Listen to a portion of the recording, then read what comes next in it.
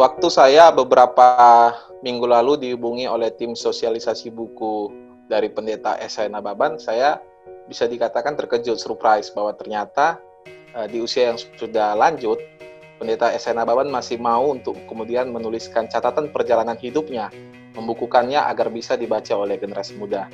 Kemudian panitia mengirimkan saya buku itu dan saya sudah baca.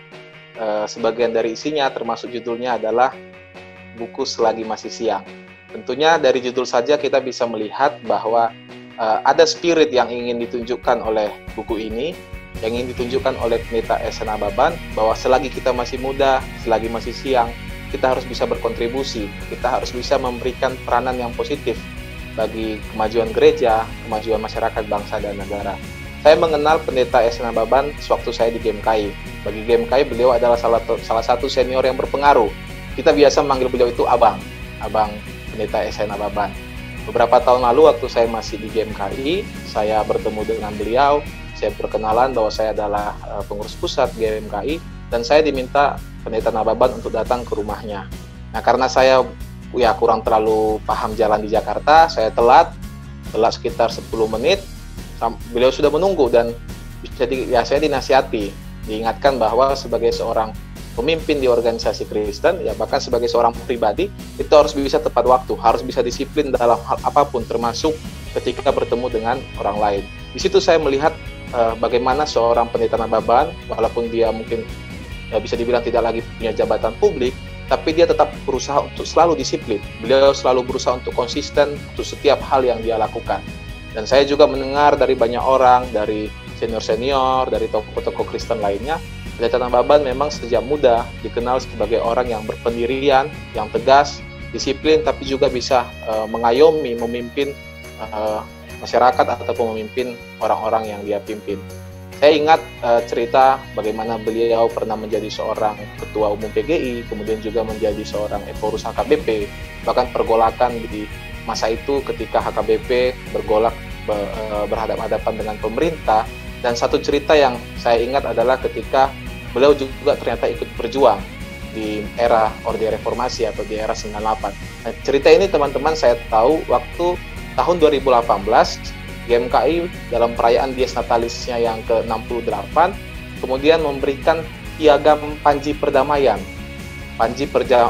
Johannes Lemena kepada 3 orang tokoh bangsa yang menurut kami berkontribusi bagi perdamaian Indonesia.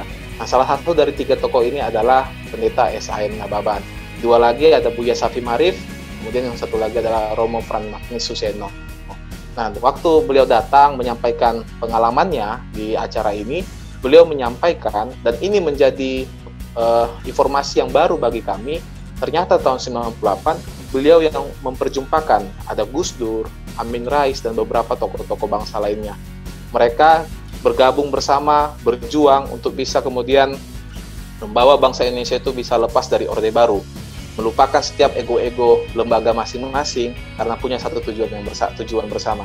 Di sini saya melihat bahwa ternyata walaupun mungkin bisa dibilang usianya sudah semakin ujur, beliau tetap berusaha berkontribusi bagi bangsa, bagi kemajuan bangsa Indonesia. Dan di sini yang menurut saya menjadi inspirasi bagi kita generasi muda, bagaimana kita kemudian bisa mengambil peran, bisa terus berkontribusi bagi kemajuan gereja, bangsa, dan negara.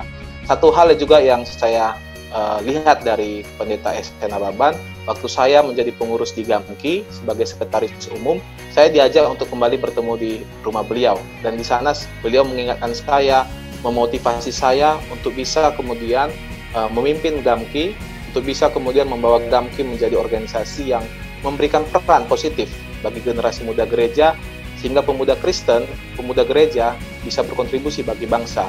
Saya melihat ada konsen yang sangat besar dari beliau terhadap organisasi-organisasi Kristen, dan saya rasa ini yang harus memotivasi kita, baik GAMKI, GMKI, ataupun organisasi lainnya.